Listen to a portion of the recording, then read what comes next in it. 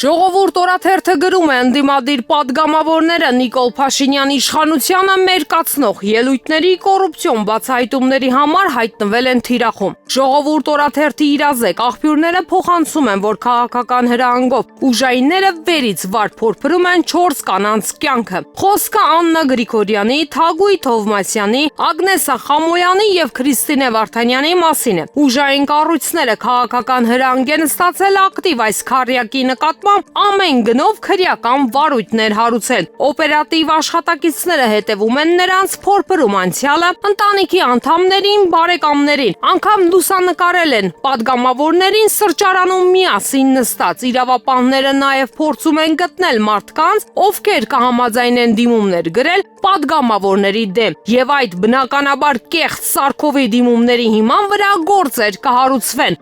Հրապարակ թերթը գրում է Նիկոլ Փաշինյանը վճռական է տրամադրված վեհապարին հեռացնելու գործում եւ ՔՊՕ-ում խոսում են, որ նա զատնի չի դնելու այնքան ժամանակ, քանի դեռ Գարեգին բն ինքնակամ չի հեռացել։ Որոշել է ամենօրյա ռեժիմով շարունակել եկեղեցու սպասավորներին թիրախավորող գրառումները։ Նա մանավանդ տեսավ, որ եկեղեցին համարժեք քայլեր չի ձեռնարկում, եթե շանտաժով չհասնի ուզածին, կարող է գործնական այլ քայլերի անցնել։ Իշխանական թիմում խոսում են, որ հոգևոր սպասավորներից ոմանց դեմ կոմպրոմատներ ունի, անգամ տեսանյութեր եւ չեն խորշի դրանք հրապարակելուց։ Թեև չի բացառվում, որ ոչ մի կոմպրոմատ էլ չկա, սովորության համաձայն մոնտաժված տեսանյութերով եւ ֆեյք ինֆորմացիաներ տարածեն, իսկ հիմա փորձում են այդ լուրերով վախ տարածել։ Իդեպ օրեր առաջ ԵՊՀ ուսանողության հետ հանդիպումից հետո ուսանողներից մեկը հայտարարել էր, որ Նիկոլ Փաշինյանն իրենց ասել է, թե հատուկ ծառայություններին հրահանգ է տվել Գարեգին ԲԻ կուսակրոնության խախտման վերաբերյալ ինֆորմացիաներ իրեն տրամադրեն։ Մի բան, որը իրավունքը վարչապետի պաշտոնը զբաղեցնող անձը չունի,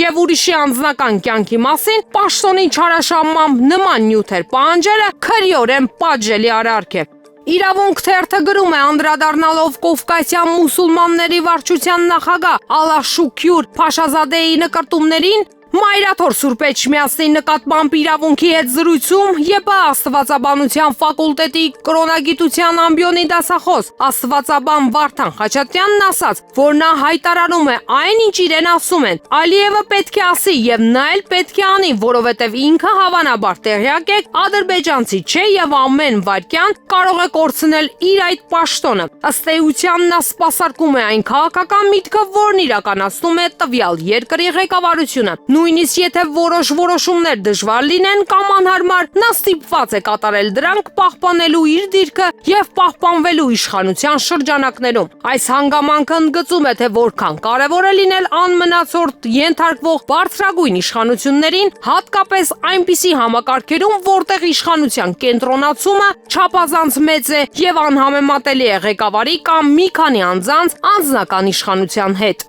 Հրապարակ թերթը գրում է Արցախի պաշտպանության նախկին նախարար Սամվել Բաբայանը մայիսի վերջին դիմել է քննչական կոմիտեի ղեկավար Արտուր Պողոսյանին քրեական վարույթ նախաձեռնելու համար։ Իրավապահ համակարգի մեր աղբյուրները կծկտուր տեղեկություններ ունեին Բաբայանի դիմումի վերաբերյալ, միայն նշեցին, որ այն վերաբերում է որոշ անձանց եւ 98-ի դեկտեմբերի 10-ին 7 կրակոցով սպանված պաշտպանության փոխնախարար Վարամ Խորխորունու գործին։ Քննչական կոմիտեից հաստատեցին հաղորդման վերաբերյալ մեր տեղեկությունը այլ մանրամասներ չներկայացնելով։ Ստացել ենք հաղորդումը, իրականացնում ենք վարույթային գործողություններ։ Ժողովուրդ օրաթերթը գրում է հակակոռուպցիոն կոմիտեի նախագահ Արտուր Նահապետյանի կողմից համակարգում կադրային ջարդը շարունակվում է։ Մարտի 20-ին կոմիտեի նախագահ նշանակված Արտուր Նահապետյանը ապրիլ ամսից մինչև հունիսի 5-ն ընկած ժամանակահատվածում պաշտոնից ազատել է վարչության մոտ 5 պետի, 10 քննիչի։ Հակակոռուպցիոն կոմիտեի պաշտոնական կայքում 12 պաշտոնյաների ազատման հրամանները պաշտոնապես հրապարակվել են, սակայն նրանց թիվը ավելի շատ է ու կադրային ջարդը համակարգի ներսում դեռ շարունակվում է։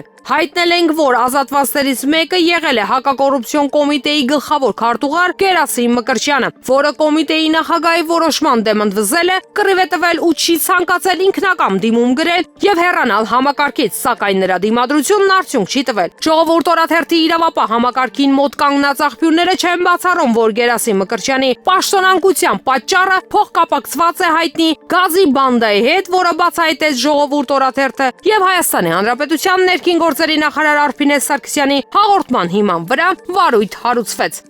Իրավունք թերթը գրում է, համաձայն Հայաստանի Հանրապետության ներքին գործերի նախարար Արփինե Սարգսյանը շուտով կգնա ֆիզարձակուրդ, քանի որ երեխայի է սպասում։ Դրանով է նաև պայմանավորված ներքին գործերի նախարարությունում վերջին օրերին փոփոխությունը։ Ոստիկանության պետ, ներքին գործերի նախարարի տեղակալի նշանակված Լոռու նախկին մարզպետ Արամ Ղազարյանը կարճ ժամանակ անց կփոխարինի Արփինե Սարգսյանին։ Ըստ իշխանական կուլիսներում շրջանառվող խոսակցությունների, թե ինչու հապշտապ համակարգից հեռացվեց Հայաստանի Հանրապետության ներքին գործերի նախարարության ոստիկանության պետ, Հայաստանի Հանրապետության ներքին գործերի նախարարի տեղակալ ոստիկանության գեներալ-մայոր Արամ Հովհաննիսյանը, որը կարող էր հավակնել Արփինե Սարգսյանի աթոռին։ Մինչդեռ նա համարվում է ոստիկանական նախկին ավանդույթների կրողը, հետևապես անընդունելի էր եւ նիկոլականների եւ ոստիկանությանը դրամաշնորհներ ներարկող դեսպանատների համար։ Հրապարակ թերթը գրում է, պետական պաշտոնյաների քմահաճությունները ծանր են նստում հարկատուներիս վրա։ Տեղեկացանք, որ Արդարադատության նախարարության քրեակատարողական ծառայության նախկին պետ Ամբակում Գրիգորյանի կողմից ազատված պաշտոնյաներից մեկը հաղթել է վարչական դատարանում եւ դատարանը որոշել է, որ անցած տարվա հունվարին ազատված պաշտոնյան ոչ միայն պետք է վերականգնվի նախկին կամ դրան հավասարեցված պաշտոնում, այլև պետք է հարկադիր պարապուրտի դիմաց փոխհատուցում ստանա ողջ ընթացքի համար։ Միջին աշխատավարձի չափով խոսքը քրեակատարողական ծառայության կենտրոնական մարմնի օպերատիվ վարչության Աբովյան բաժանմունքի նախկին պետ Գևորգ Վարոսյանի մասին է, որին Գրիգորյանն ազատել է պաշտոնից բաժնի վերաձևավորման պատրվակով։ Իրականում իրենց դեմ դուրս եկած տասնյակ ենթականների հենց այս մեթոդով են ազատել աշխատանքից, բաժիններին ենթաբաժին են կցել, անունը դրել վերաձևավորում։ Վարոսյանի հայցի վերաբերյալ որոշումը ի դեպ նախադեպային է լինելու մյուս աշխատակիցների համար նույնպես։